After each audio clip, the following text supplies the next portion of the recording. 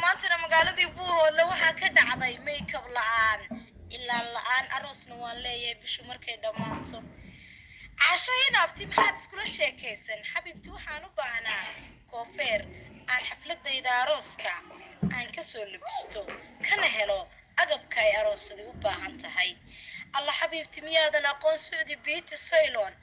oo xabibti Saudi Beauty Salon maxaa la yiraahdaa waa koofeerka kaliya ay leedahay Buuhoodle si casriyana lagugu labisayo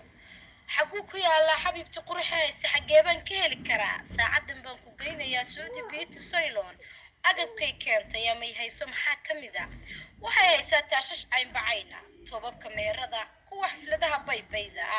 sidoo kale duruucda daba dheerayaasha ay aroosadu xidhaan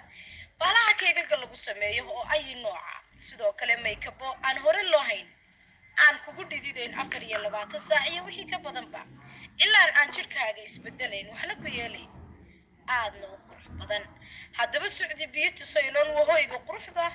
ee haweenka Buuhoodle ee degmada Cayn haddaba hamoogaan oo ha ka maqnaan alla xabiibti habeenka farxadayda waan ka walwalay waxaan islaa talow magaaladeebad ka soo labisataa ama tagtaa aad baad u mahadsantahay saacadan baan gaadhayaa Saudi Beauty Salon hoyga quruxda adna aad baad u mahadsantahay adaa mudan xabiibti waana kaala qayb qaadan doonaa quruxdaada